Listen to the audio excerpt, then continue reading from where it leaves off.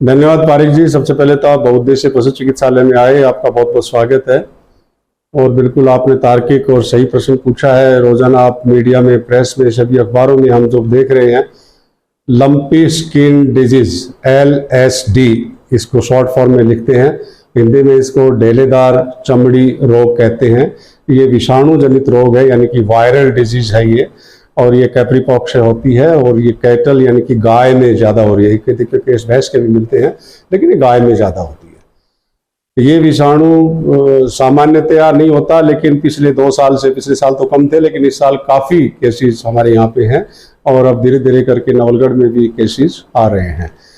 करीब 30-40 केसेस अभी पूरे क्षेत्र नवलगढ़ के अंदर हमने डायग्नोज किए हैं, उनका उपचार चल रहा है। पशुपालक भाइयों से मैं इस माध्यम से ये बताना चाहूँगा कि ये बीमारी विषाणु के द्वारा होती है, यानी वायरस के द्वारा होती है, और इस बीमारी का कोई इलाज नहीं है। ये बीमारी एक बार आ गई तो शरीर के ऊपर गठोले होंगे, बुखार होगा, चरना पीना कम कर देगा पशु, दूध उत्पादन कम हो जाएगा। आपको सिर्फ इतना ध्यान रखना है कि ये बीमारी मक्खी और मच्छर के माध्यम से ही फैलती है। तो सबसे पहले अपने को ध्यान रखना है कि मक्खी और मच्छरों को कंट्रोल करना है। उसके लिए चाहे हाइपोक्लोराइड, सोडियम हाइपोक्लोराइड का सॉल्यूशन ले ले 2 से 3%, चाहे फिनाइल को पानी में मिला करके ठाण में पूरे क्षेत्र के अंदर छिड़के। सुबह और शाम, जो पुराने ज़माने में हम लोग धूनी देते थे ना, तो वो धूनी अगर आप देंगे तो उससे भी मक्खियाँ और मच्छर भाग जाते हैं। और सुबह और शाम के टाइम में, खासकर शाम के टाइम में ब्रीडिंग होती है मच्छरों की, तो उस समय अगर धूनी देते हैं तो ब्रीडिंग कम होगी और वो काफ़ी संख्या में कम हो जाएंगे। तो हमें स्वच्छ रखना है, पशु को साफ जगह में बांधना है, कोशिश करें अंदर बांधे, क्योंकि ह्यूमिड जो अभी एनवायरनमेंट चल रहा है उसमें ये बीमारी ज़्यादा होती है। तो पंखा हम लगाएं, जो ढंग के जानवर हैं उनको निश्चित रूप से पंखे के नीचे बांधें, अंदर रखें, साफ सुथरा ठान रखें। और इलाज के तौर के ऊपर सिम्टोमेट्रिक ट्रीटमेंट, बुखार हो रहा है तो हम बुखार से रिलेटेड, फोले अगर फूट जाते हैं तो उनको साफ करना है। अपन साथ में लाल दवाई 1% सॉल्यूशन बढ़ाकर भी आप उसको नहला सकते हैं। ठीक है, तो ये छोटी छोटी बातों का सावधानी रखनी है और घबराने की ज़रूरत नहीं है। जिन जानवरों में ये बीमारी हो गई है, तो पहली चीज़ ये है कि बिल्कुल उनको अलग बांध दें।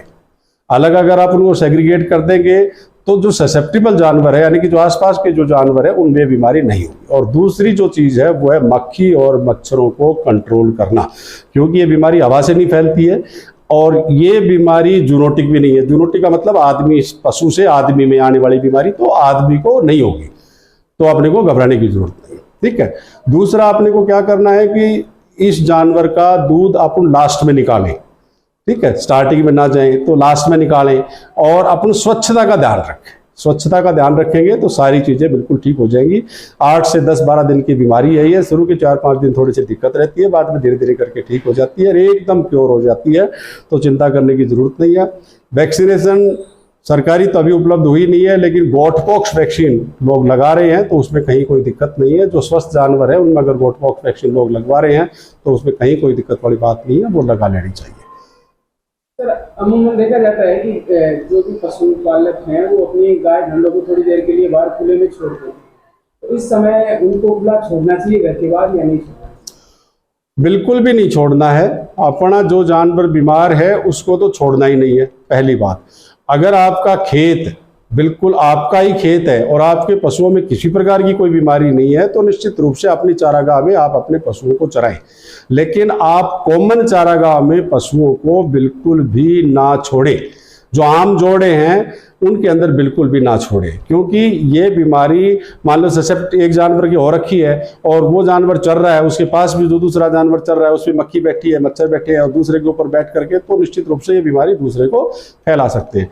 तो मेरा तो सीधे तौर पर यही है कि एक बार, क्योंकि बीमारी फैल चुकी है, अपन इस बात का पता नहीं लगा सकते कि ये बीमारी आज है और कल उसमें फफोले होंगे, तो वो आज भी फैल सकती है। तो बिल्कुल अपने को सावधानी रखनी है। वायरल डिजीज है और अपन बचा लेंगे 5-10 दिन, एक बार ह्यूमिडिटी कम हो जाएगी तो ये बीमारी सबसे कम हो जाएगी और धीरे धीरे करके इस। सर, आवारा पशु है, जो भी गाय है वगैरह मिलते हैं, तो उनके लिए क्या? आवारा पशुओं के अंदर ये बीमारी इक्के दुक्के के अंदर है, और आवारा पशुओं का तो अपने को यही ध्यान रखना है कि ये पशु आपके बाड़े में ना आए, आपके पशुओं के संपर्क में ना आए। अगर पशु को ज़्यादा कोई तकलीफ है और आपके घर के पास में बैठा है तो आप लाल दवाई 1% सॉल्यूशन में उसके ऊपर आप नहला जरूर दें, ये सेवा का कार्य है। नीम के पानी से आप नहला दें, ये सेवा का कार्य है। और मक्खी मच्छर ना बैठे उसके लिए उसके ऊपर भी फिनाइल का और वो छिड़काव कर दें, ताकि ये उसको भी मक्खी मच्छर ना बैठेंगे तो वो दूसरे जानवरों में नहीं फैलाएगा। तो हमारी जिम्मेवारी बनती है कि हम हमारा पशुओं की भी हम देखभाल करें। सर मोटा मोटी में ये कहना है आपका कि साफ सफाई का खासा ध्यान रखें। साफ सफाई, मक्खी मच्छर की ब्रीडिंग को रोकना है, मक्खी मच्छर से किसी भी तरह से अपने को बचाव करना है, ये महत्वपूर्ण काम है। सर कोई हेल्पलाइन नंबर जो आपने रिलीज किया हो जिससे अगर किसी को ऐसे लक्षण दिखते हैं तो आपसे कांटेक्ट किया जा सकता है? हाँ, मेरे नंबर 9460010987 है और आप कभी भी संपर्क कर सकते हैं। दूसरे आपके लिए खुशी की बात है कि अभी अपना जो पॉलीक्लिनिक है वो पूरे दिन दोनों पारी के अंदर खुलता है, तो आप किसी भी समय यहाँ पे आएँ, विशेषज्ञ यहाँ पे मिलेंगे और निश्चित रूप से आपको बेहतरीन सेवाएं मिलेंगी।